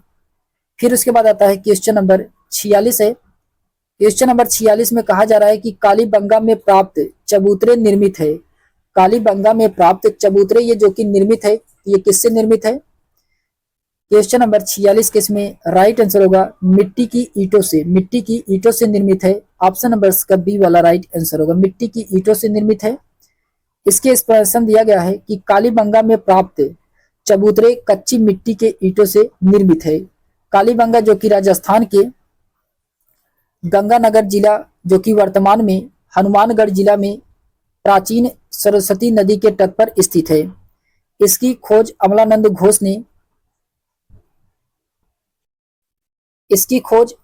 घोष ने तथा उत्खनन बीबी लाल एवं बीके थापड़ के द्वारा किया गया था। यहाँ से चूड़ी निर्मित केंद्र, लकड़ी की नाली, दुर्ग का द्विभागीकरण, पक्की सड़कें, जुता हुआ खेत के आदि साक्ष्य यहाँ से प्राप्त होता है। फिर क्वेश्चन नंबर 47 है कि निम्नलिखित में से किस ने बलाथल का उत्खनन किया था। तो किसने बलाथल का उत्खनन किया था। क्वेश्चन नंबर 47 के इसमें राइट आंसर क्या होगा, तो बलाथल का उत्खनन ये बी.एन. मिश्रा के द्वारा किया गया था। किसके द्वारा, बी.एन. मिश्रा के द्वारा किया गया था। ऑप्शन नंबर का डी वाला राइट आंसर होगा। इसके एक्सप्लेनेशन में दिया गया है कि बलाथल जो कि राजस्थान का उत्खनन 1993 ईस्वी में बी एन मिश्रा ने किया था। यह नवीनतम ज्ञात स्थल है जहां से हड़प्पा संस्कृति के सामान ही मृदभांड पाए गए हैं। यहाँ से परवर्ती हड़प्पा युगीन लोहे के औजार तथा लोहा गलाने की भट्टियां प्राप्त हुई हैं। फिर उसके बाद क्वेश्चन नंबर 48 है कि सूची फर्स्ट को सूची सेकंड से सुमिलित कराना है। क्वेश्चन नंबर 48 में इसमें दिया गया है कि ताबूत समाधान ये कहां से प्राप्त हुआ है, तो ये हड़प्पा से प्राप्त हुआ है ताबूत समाधान। विस्तारित समाधान ये कहां से प्राप्त हुआ है, तो ये सनौली से प्राप्त हुआ है, चौथा सही है। संयुक्त समाधान ये कहां से प्राप्त हुआ है, तो संयुक्त समाधान ये लोथल से प्राप्त हुआ है, तो दूसरा सही है। कलश समाधान ये कहां से प्राप्त हुआ है, तो मोहनजोदड़ो से प्राप्त हुआ है, तो तीसरा सही है। तो इसका राइट आंसर क्या होगा, ए का पहला है, बी का चौथा है, सी का इसमें दूसरा है और डी का इसमें तीसरा वाला सही है। तो इसका राइट आंसर होगा ऑप्शन नंबर का सी वाला राइट आंसर होगा। ऑप्शन नंबर का सी वाला राइट आंसर होगा। इसके एक्सप्लेनेशन दिया गया है ताबूत समाधान ये हड़प्पा से, विस्तारित समाधान सनौली से, संयुक्त समाधान लोथल से और कलश समाधान मोहनजोदड़ो से प्राप्त हुआ है। चलिए फिर उसके बाद आता है क्वेश्चन नंबर 49 है कि प्रसिद्ध सिंधु नदी की निम्नलिखित में से कौन सी सहायक नदियां अफगानिस्तान में अवस्थित थी। तो कौन सी सहायक नदी है जो कि अफगानिस्तान में स्थित है। क्वेश्चन नंबर 49 का इसमें राइट आंसर क्या होगा, तो इसका राइट आंसर दोस्तों हरिरुद्र, कुंभा और कुरमू, ये जो कि सहायक नदी है अफगानिस्तान में स्थित है। तो ए बी सी इसका राइट आंसर होगा। A B C option number का सी वाले में है, तो ऑप्शन नंबर का सी वाला राइट आंसर होगा दोस्तों। इसके एक्सप्लेनेशन दिया गया है कि पाकिस्तान से बहती हुई सिंधु नदी एशिया की सबसे लंबी नदियों में से एक है। यह पाकिस्तान, भारत में जम्मू कश्मीर और चीन के पश्चिमी तिब्बत के मध्य बहती है। यह पाकिस्तान से की सबसे लंबी नदी और राष्ट्रीय नदी है। सिंधु को 5 उप नदियां हैं जो कि पाकिस्तान व भारत के बीच विभाजित है। बितास्ता जिसको हम लोग झेलम के नाम से जानते हैं, अस्कनी जिसको हम लोग चिनाब के नाम से जानते हैं, परसुड़ी जिसको हम लोग रावी नदी के नाम से जानते हैं, बिपाशा जिसको हम लोग ब्यास नदी के नाम से जानते हैं और शतुद्री जिसको हम लोग सतलज नदी के नाम से जानते हैं।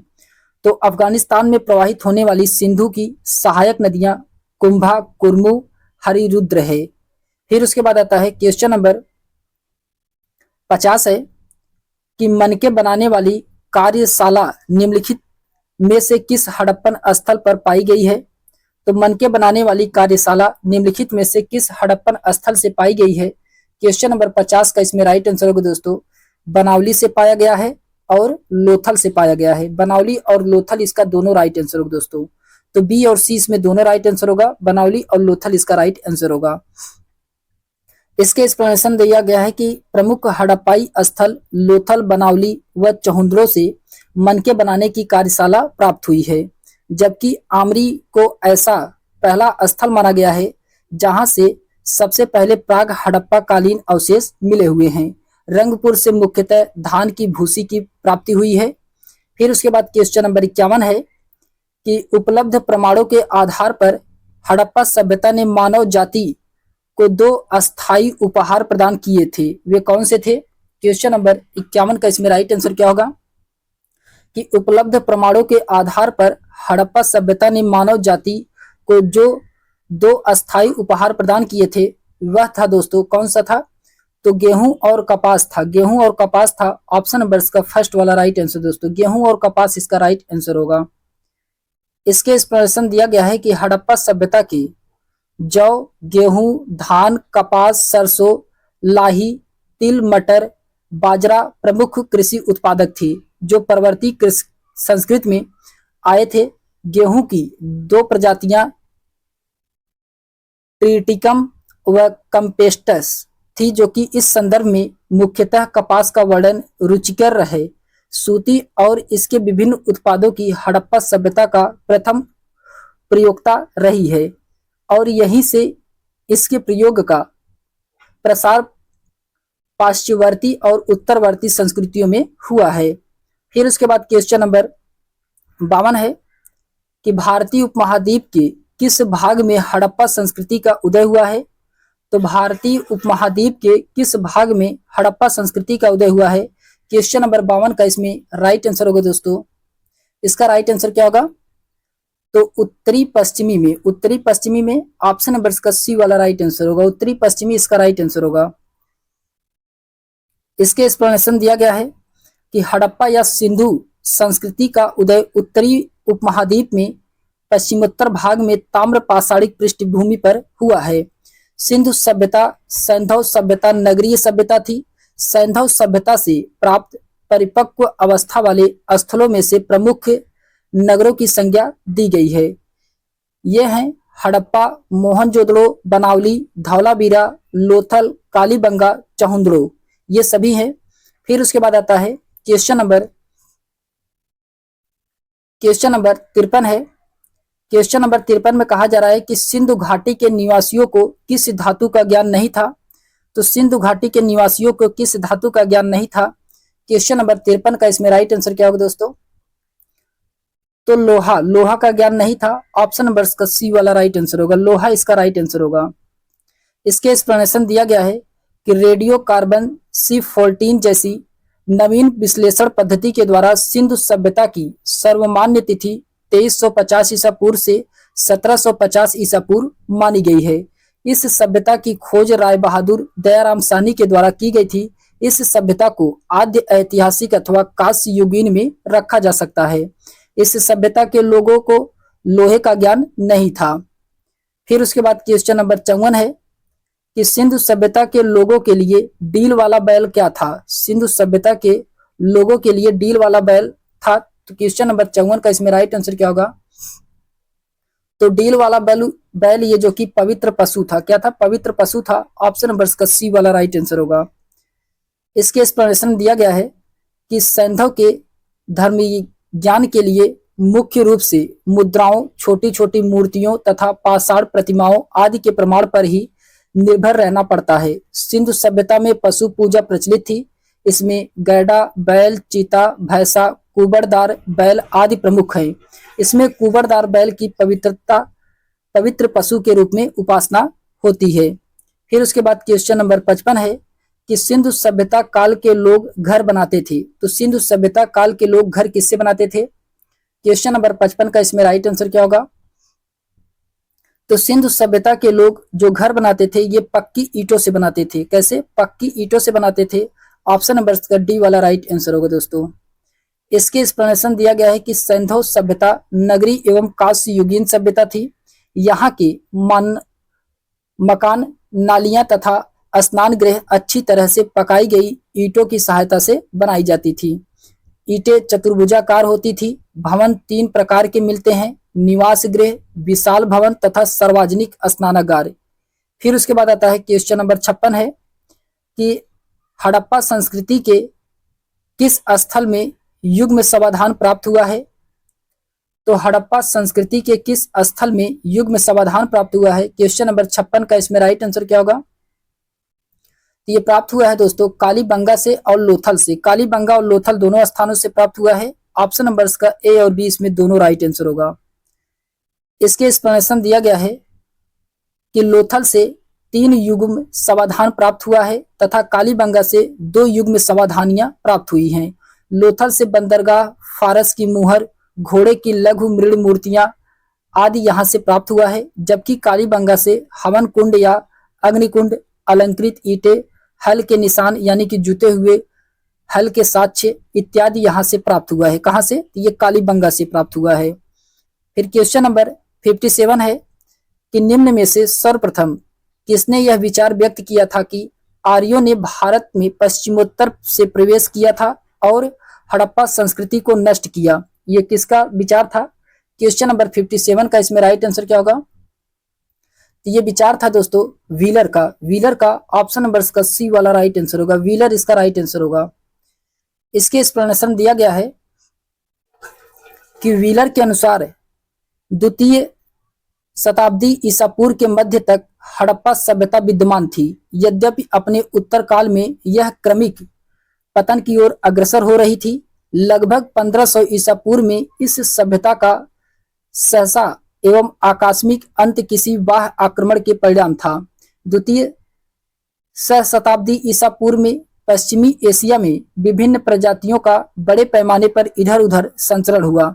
मोहनजोदड़ो के ऊपरी धरातल से अस्त व्यस्त दिशा में प्राप्त मानव कंकालों के आधार पर यह निष्कर्ष निकाला गया कि हड़प्पा सभ्यता के अंतिम दौर में बाह्य आक्रमण हुआ था और अधिकांश कंकाल अस्त व्यस्त दशा में बिना विधिवत अंतिम संस्कार किए घरों तथा सार्वजनिक मार्गों पर पड़े हुए मिलते हैं। फिर चैप्टर नंबर हड़प्पा सभ्यता में इसका पहला है कि नगर नियोजन हड़प्पा एवं मोहनजोदड़ो। तो नगर नियोजन हड़प्पा एवं मोहनजोदड़ो से हम लोग क्वेश्चन को देखते हैं। इसमें दिया गया है क्वेश्चन नंबर 58 है कि प्रागैतिहासिक मिस्र, मेसोपोटामिया या पश्चिम एशिया के बारे में हम ऐसा कुछ भी नहीं जानते हैं जिसकी तुलना मोहनजोदड़ो के सुनिर्मित स्नानागारों तथा नागरिकों के बड़े बड़े आवासों से की जा सके। यह कथन किसका है? क्वेश्चन नंबर 58 का इसमें राइट आंसर होगा दोस्तों। यह कथन किसका है? ये जॉन मार्शल का है। ये जो कि ऑप्शन नंबर का फर्स्ट वाला राइट आंसर होगा। इसके एक्सप्लेनेशन दिया गया है कि जॉन मार्शल का कहना था कि मिस्र और मेसोपोटामिया में स्नानागार और नागरिकों के आवास में उन्नत अवस्था में नहीं थे जितने की मोहनजोदड़ो में पाए गए हैं। जॉन मार्शल ने अपनी पुस्तक मोहनजोदड़ो द इंडियंस सिविलाइजेशन 1931 में सिंधु सभ्यता के बारे में लिखा है। इनका मत है कि मोहनजोदड़ो बाढ़ के कारण 7 बार उजड़ा था, जिसके खुदाई से 7 स्तरों का पता चलता है। मोहनजोदड़ो का अर्थ होता है मृतकों का टीला। तो मोहनजोदड़ो का अर्थ क्या होता है? मृतकों का टीला होता है। इसकी सर्वप्रथम खोज 1922 ईस्वी में राखल दास बनर्जी के द्वारा किया गया था। 1922 से 1930 ईस्वी तक भारतीय पुरातत्व सर्वेक्षण विभाग के महानिदेशक जॉन मार्शल के निर्देशन में यह उत्खनन कार्य आरंभ किया गया था। यहाँ से बृहद स्नानागार, सभा भवन, पुरोहित आवास और अन्नागार आदि पाए गए हैं। जॉन मार्शल ने बृहद स्नानागार को तत्कालीन विश्व का महान आश्चर्यजनक निर्माण कहा है। अभियांत्रिक दक्षता के साथ साथ वाटर प्रूफिंग का भी उदाहरण यहाँ से मिलता है। बड़े मकान महलों के आकार के थे तथा छोटे मकान में 2 कमरे पाए गए हैं। एक जगह पर 27 कमरों का मकान, एक आंगन प्राप्त हुआ है। मार्टिमर व्हीलर के अनुसार मोहनजोदड़ो की सबसे बड़ी इमारत अन्नागार है। एच.डी. सांकालिया का कहना है कि बलूचिस्तान से प्राप्त वर्गाकार आयताकार चबूतरे मेसोपोटामिया के जुगरत के समान है। एन घोष ने कालीबंगा यानी कि राजस्थान की खोज 1951 ईस्वी में किया था। फिर क्वेश्चन नंबर 59 है कि भारत की निम्नलिखित पुरातात्विक संस्कृतियों को उनके कालानुक्रम के अनुसार व्यवस्थित करना है। आपको इसमें सही उत्तर का चयन करना है क्वेश्चन नंबर 59 में। तो इसमें दिया गया है सबसे पहले क्या आएगा? सबसे पहले कोटदीजी संस्कृति आएगी। सबसे पहले कोटदीजी संस्कृति ये सबसे पहले आएगा। फिर उसके बाद आएगा कायथा संस्कृति, ये दूसरे नंबर पे आएगा कायथा संस्कृति। फिर उसके बाद तीसरे नंबर पे मालवा संस्कृति आएगा। फिर उसके बाद चौथे नंबर पे जोरवे संस्कृति आएगा। ये जो कि इसका सही कालानुक्रम है। तो ADCB इसका राइट आंसर होगा। ऑप्शन नंबर इसका डी वाला राइट आंसर दोस्तों। ADCB इसका राइट आंसर होगा। आइए देखते हैं इसके एक्सप्लेनेशन में क्या दिया गया है। इसके एक्सप्लेनेशन में कहा जा रहा है कि भारतीय पुरातात्विक संस्कृतियां कालानुक्रम के रूप में इस प्रकार इसमें व्यवस्थित हैं। सबसे पहले कोटदीजी जो कि ये पाकिस्तान के सिंध प्रांत में खैरपुर नामक स्थान पर स्थित प्राचीन सिंधु सभ्यता का एक केंद्र था। इसकी खोज G.S. घुर्रे ने 1935 में की थी तथा खुदाई 1953 में फजल अहमद खान के द्वारा की गई थी। फिर उसके बाद कायथा संस्कृति, यह मध्य प्रदेश के उज्जैन जिले पुरापाषाण तथा ताम्रपाषाण स्थल है। यहाँ से 2300-2000 ईसा पूर्व के समय है। इसके निम्न क्षेत्र नवदा, एरड़ और गुगेरिया है। इस संस्कृति का अध्ययन B.S. वांकाड़कर के द्वारा किया गया था। फिर उसके बाद आता है मालवा संस्कृति। मालवा संस्कृति में यह ताम्र पाषाणिक स्थल मध्य भारत के मालवा महाराष्ट्र के दक्कन प्रायद्वीपीय के कुछ हिस्सों पर मौजूद है। इस संस्कृति में प्राप्त मृदभांड सभी ताम्र पाषाण कालीन संस्कृतियों में सर्वोच्च था। जोरवे संस्कृति, जोरवे संस्कृति यह एक ताम्र पाषाण कालीन संस्कृति है। यह महाराष्ट्र के 2 जिले अहमदनगर और पुणे में विकसित हुई है। अनुमानतः इसका काल 1500 से 9000 ईसा पूर्व था। अहमदनगर के 3 महत्वपूर्ण स्थल थे, जोरवे, निवासा, दैमाबाद। तो अहमदनगर के 3 महत्वपूर्ण स्थल है, कौन कौन से हैं? तो जोरवे हैं, निवासा हैं और दैमाबाद हैं। फिर उसके बाद क्वेश्चन नंबर 60 है दोस्तों कि सिंधु घाटी सभ्यता के खंडहरों का पहला आधुनिक विवरण किसके द्वारा प्रदान किया गया था? ये किसके द्वारा प्रदान किया गया है? क्वेश्चन नंबर 60 का इसमें राइट आंसर क्या होगा? तो चार्ल्स मेसन के द्वारा, चार्ल्स मेसन के द्वारा किया गया है। ऑप्शन नंबर का सी वाला राइट आंसर होगा दोस्तों। इसके एक्सप्लेनेशन दिया गया है कि चार्ल्स मेसन 1826 एक ब्रिटिश ईस्ट इंडिया कंपनी के सैनिक, स्वतंत्र खोजकर्ता और अग्रणी पुरातत्वविद और मुद्रा शास्त्री थे। वह पहले यूरोपीय थे जिन्होंने पंजाब में साहिवाला के पास हड़प्पा के खंडहरों की खोज की, जो अब कहां पे है? तो पाकिस्तान में है। फिर क्वेश्चन नंबर 61 है कि निम्नलिखित में से किस सैंधव स्थल का नगर 3 भागों यानी कि गढ़ी, मध्य एवं निचला नगर में विभाजित था? तो कौन सा है? क्वेश्चन नंबर 61 का इसमें राइट आंसर होगा दोस्तों धौलावीरा। धौलावीरा है। ऑप्शन नंबर का सी वाला राइट आंसर होगा, धौलावीरा इसका राइट आंसर होगा। इसके एक्सप्लेनेशन दिया गया है कि धौलावीरा जो कि वर्तमान गुजरात के कच्छ जिले के भचाऊ तालुका में स्थित है। 1990 से 91 में इसकी खुदाई RS विशिष्ट ने की थी। यह सैंधव सभ्यता के सबसे बड़ा स्थल माना जाता है। धौलावीरा सैंधव स्थल का नगर 3 भागों यानी कि गढ़ी, मध्य एवं निचला नगर में विभाजित था। क्वेश्चन नंबर 62 है कि निम्नलिखित पर विचार कीजिए तथा अधोलिखित कथनों में आपको बताना इसमें कौन सा कथन सैंधव नगरों के बारे में सत्य है। तो सैंधव नगर के बारे में इसमें बताना है कौन सा कथन सही है। तो पहला दिया गया सैंधव नगर की योजना ग्रिड विन्यास पर आधारित नहीं थी, ये जो कि गलत है। क्या थी? ग्रिड विन्यास पर आधारित थी। दूसरा है कि हड़प्पा, बनावली, चौहंदड़ों के नगरों की योजना में ग्रिड विन्यास नहीं दिखाई पड़ती है, तो ये सही है। दूसरा वाला सही है, इसमें ये भी गलत है, दूसरा वाला भी इसमें गलत है। यहाँ पे कहा जा रहा है कि नहीं दिखाई पड़ती है, जो कि दिखाई पड़ती है। तीसरे में कहा जा रहा है कि अनेक स्थलों से पकी ईंटों के प्रमाण नहीं मिले हैं, ये सही है। अनेक स्थलों से पकी हुई ईंटों के प्रमाण नहीं पाए गए हैं, जो कि सही है। चौथे में हड़प्पा में पकी ईंटों के पर्याप्त प्रयोग दिखाई पड़ता है, किंतु संभवतः यहाँ प्रमुख रूप से प्रयुक्त नहीं हुई है, तो ये भी सही है। इसमें तीसरा चौथा सही है, जबकि पहला दूसरा क्या है इसमें गलत है। तो इसका राइट आंसर क्या होगा? ऑप्शन नंबर इसका बी वाला राइट आंसर होगा। तीसरा चौथा इसमें क्या है? सही है। इसके एक्सप्लेनेशन दिया गया है कि अनेक स्थलों से पकी ईंटों के प्रमाण नहीं मिले हैं। हड़प्पा में पकी ईंटों के पर्याप्त प्रयोग दिखाई पड़ता है, किंतु संभवतः यहाँ से प्रमुख रूप से दिखाई नहीं पड़ती है। सैंधव सभ्यता की नगर योजना ग्रिड विन्यास पर आधारित थी। सड़कें एक दूसरे को समकोण पर काटती थी। हड़प्पा, बनावली, चौहंदड़ों के नगरों की योजना में ग्रिड विन्यास दिखाई पड़ता है, जिसमें ऊपरी दुर्ग एवं निचले नगर होते थे जो सुरक्षा प्राचीरों से घिरे होते थे। क्वेश्चन नंबर 63 है कि निम्नलिखित में से सर्वप्रथम पाकिस्तान के चोलिस्तान के रेगिस्तान में सरस्वती नदी के सुसुप्त तल पर बड़ी संख्या में सैंधव स्थल खोजने वाला कौन था? क्वेश्चन नंबर 63 का इसमें राइट आंसर क्या होगा? ये कौन था? ये था दोस्तों रफीक मुगल। रफीक मुगल थे। ऑप्शन नंबर का सी वाला राइट आंसर होगा। चोलिस्तान के रेगिस्तान जो कि वर्तमान में पाकिस्तान के पंजाब प्रांत के दक्षिण भाग में स्थित है, जो थार रेगिस्तान का एक ही भाग है। रफीक मुगल ने यहाँ बड़ी संख्या में सैंधव स्थल खोजे हैं। क्वेश्चन नंबर 64 है कि हड़प्पा नागरिकता के बाद की नागरिकता है, तो हड़प्पा नागरिकता के बाद की नागरिकता कौन सी है? क्वेश्चन नंबर 64 का इसमें राइट आंसर क्या होगा?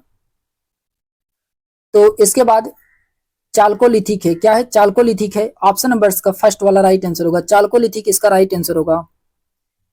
इसके एक्सप्लेनेशन दिया गया है कि हड़प्पा नागरिकता के बाद ताम्र पाषाण युग यानी कि चालकोलिथिक, उसके बाद वैदिक युग, फिर उसके बाद मगध साम्राज्य का उत्कर्ष हुआ और तत्पश्चात मौर्य वंश आता है।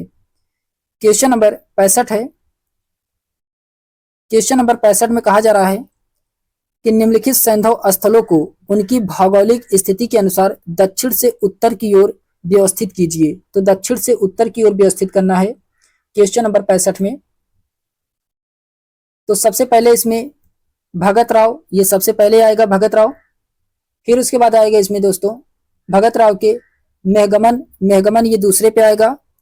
फिर उसके बाद तीसरे पे आएगा, क्या आएगा, तो राखीगढ़ी, ये तीसरे पे आएगा राखीगढ़ी। और चौथे पे आलमगीरपुर, ये जो कि इसका क्या है, सही क्रम है। तो ए डी बी सी इसका राइट आंसर होगा। ऑप्शन नंबर इसका बी वाला राइट आंसर होगा। ए डी बी सी इसका राइट आंसर है। इसके एक्सप्लेनेशन दिया गया है कि भगत राव यह सैंधवकालीन स्थल जो कि वर्तमान गुजरात राज्य में स्थित है, डॉक्टर एस आर राव के नेतृत्व में भारतीय पुरातत्व सर्वेक्षण विभाग के द्वारा इसका उत्खनन किया गया था। दूसरा है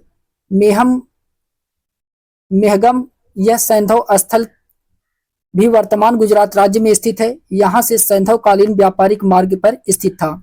राखीगढ़ी तीसरा है, यह पूरा स्थल वर्तमान के हरियाणा के हिसार जिले घग्गर नदी के किनारे पर स्थित है। इसकी खोज, इसका उत्खनन अमरेंद्र नाथ के द्वारा करवाया गया था। यह सैंधव सभ्यता का दूसरा सबसे बड़ा स्थल माना जाता है।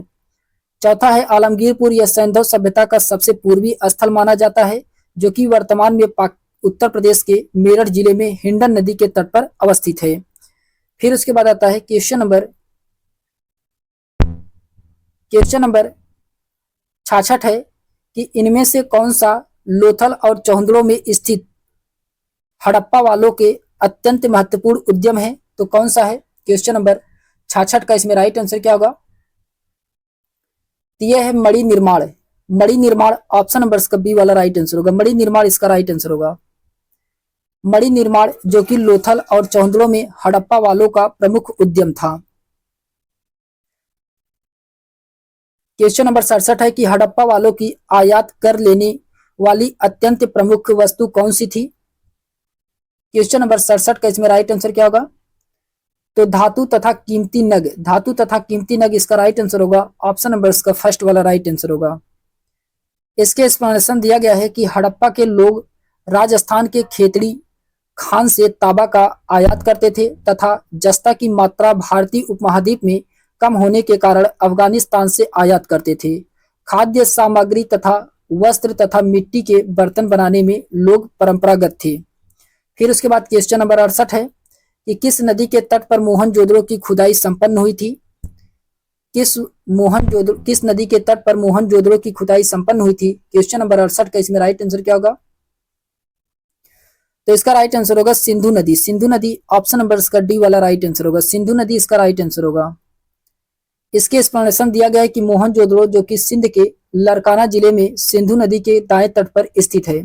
इसकी खोज सर्वप्रथम 1922 ईस्वी में राखलदास बनर्जी ने किया था। मोहनजोदड़ो से प्राप्त महत्वपूर्ण साक्ष्य है विशाल स्नानागार, विशाल अन्नागार, महाविद्यालय भवन, कासे की नृत्य करती नारी की मूर्ति, पुजारी योगी की मूर्ति, मुद्रा पर अंकित पशुपतिनाथ यानी कि शिव की मूर्ति, कुंभकारों के 6 भट्टे, सूती कपड़ा, हाथी कपाल खंड, गले हुए तांबे के ढेर, सीपी की बनी हुई पटरी एवं गीली मिट्टी पर कपड़े के साक्ष्य यहाँ से प्राप्त होता है। क्वेश्चन नंबर 69 है कि हड़प्पा की ईंट के माप का अनुपात क्या था।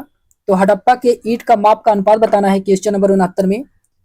तो इसका राइट आंसर दोस्तों 1:2:4, 1:2:4 था। ऑप्शन नंबर इसका बी वाला राइट आंसर होगा। इसके एक्सप्लेनेशन दिया गया है कि आद्य ऐतिहासिक संस्कृति के महान केंद्र हड़प्पा की खोज राय बहादुर दयाराम साहनी ने सन 1921 ईस्वी में किया था। इस सभ्यता में ईंटों के आकार की माप एक निश्चित अनुपात में थी। हड़प्पा सभ्यता की पक्की ईंटों तथा उनके निश्चित अनुपात 4:2:1 या 1:2:4 थी, जो कि सुमेरियन सभ्यता के विभिन्न आकार प्रकार के ईंटों से अलग करता है। क्वेश्चन नंबर 70 है कि किसने सिद्ध किया कि हड़प्पा के लोगों में एक सामान्य दफनाने की पद्धति थी। ये किसके द्वारा सिद्ध किया गया है। क्वेश्चन नंबर 70 का इसमें राइट आंसर क्या होगा, तो इसका राइट आंसर दोस्तों, जमीन में गड़े हुए मुर्दों के सिर हमेशा उत्तर दिशा की ओर होते थे, जो कि सही है। मुर्दे को दफनाते समय आमतौर पर चीजों का इस्तेमाल किया करते थे, तो ये भी सही है। तो इसमें सी वाला सही है, ए और बी इसमें दोनों ऑप्शन क्या है, सही है। इसके एक्सप्लेनेशन दिया गया है कि जमीन में गड़े हुए मुर्दे का सिर हमेशा उत्तर की दिशा की ओर तथा दफनाते समय आमतौर पर इनके निजी वस्तुओं को उनके साथ दफनाया जाता था। इसने यह सिद्ध किया कि हड़प्पा के लोगों में एक सामान्य दफनाने की पद्धति थी। फिर उसके बाद आता है क्वेश्चन नंबर 71 है कि मोहनजोदड़ो से प्राप्त पशुपति की मोहर पर निम्नलिखित में से कौन सा पशु उत्कीर्ण नहीं है। तो ये कौन सा पशु है जो कि उत्कीर्ण नहीं है। क्वेश्चन नंबर 71 का इसमें राइट आंसर क्या होगा, तो इसका राइट आंसर होगा दोस्तों बैल। बैल ऑप्शन नंबर इसका डी वाला राइट आंसर होगा, बैल इसका राइट आंसर होगा। इसके एक्सप्लेनेशन दिया गया है कि मोहनजोदड़ो से प्राप्त पशुपति की मुहर पर बाईं ओर गैडा तथा भैंसा तथा दाईं ओर हाथी तथा बाघ तथा हिरण प्राप्त हुए हैं। इस मुहर पर बैल का अंकन नहीं है। मार्शल ने इसे आद्य शिव बताया है, तो मार्शल के द्वारा इसे आद्य शिव बताया गया है। फिर उसके बाद क्वेश्चन नंबर 72 है कि निम्नलिखित में से किस स्थान पर बृहद स्नानागार के अवशेष प्राप्त हुए हैं। तो बृहद स्नानागार के अवशेष कहां से प्राप्त हुआ है। क्वेश्चन नंबर 72 का इसमें राइट आंसर क्या होगा, तो ये कहां से पाया गया है दोस्तों, मोहनजोदड़ो से। मोहनजोदड़ो से ऑप्शन नंबर इसका बी वाला राइट आंसर होगा, मोहनजोदड़ो इसका राइट आंसर होगा। इसके एक्सप्लेनेशन दिया गया है कि बृहद स्नानागार मोहनजोदड़ो का सर्वाधिक उल्लेखनीय स्मारक है, जो कि उत्तर दक्षिण तक 54.86 मीटर तक तथा पूर्व पश्चिम तक 33 मीटर है। यह 11.89 मीटर लंबा, 7.01 मीटर चौड़ा और 2.44 मीटर गहरा है। इसमें उतरने के लिए उत्तर दक्षिण की ओर सीढ़ियां बनी हुई हैं। मार्शल ने इसे तत्कालीन विश्व का आश्चर्यजनक निर्माण बताया है। क्वेश्चन नंबर 73 है कि अंकाकृत में से कौन सा युग्म इसमें सुमेलित है।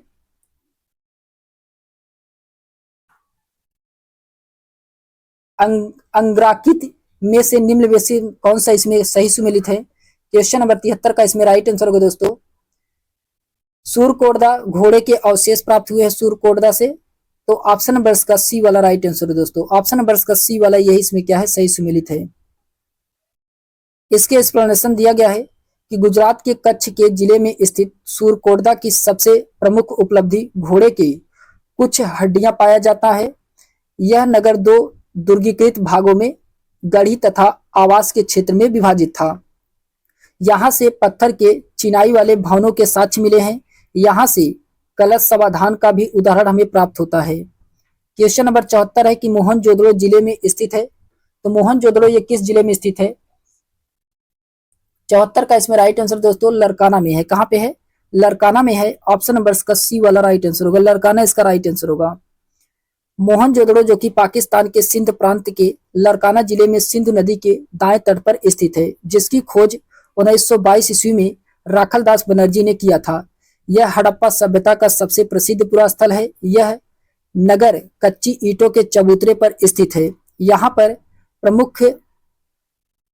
प्राप्त प्रमुख साक्ष्य वस्तु का निर्माण प्राचीनतम साक्ष्य मीनार मोहरे पर सुमेरियन गांव के साक्ष्य, चांदी का प्राचीनतम साक्ष्य तथा 50 गुणे 27 मीटर के अन्नागार, सैंधव सभ्यता का सर्वाधिक भारी बटखरा 10.9 ग्राम के चांदी के मोहरे के साथ चांदी के कलश एवं शिलाजीत प्रमुख यहां से प्राप्त हुआ है। क्वेश्चन नंबर 75 है कि हड़प्पा का कौन सा स्थल भूकंप के आरंभिक साक्ष्य को दर्शाता है। क्वेश्चन नंबर 75 का इसमें राइट आंसर क्या होगा, तो इसका राइट आंसर होगा दोस्तों कालीबंगा। कालीबंगा से भूकंप के साक्ष्य को दर्शाया जाता है। ऑप्शन नंबर इसका डी वाला राइट आंसर होगा, कालीबंगा से भूकंप का साक्ष्य मिला है।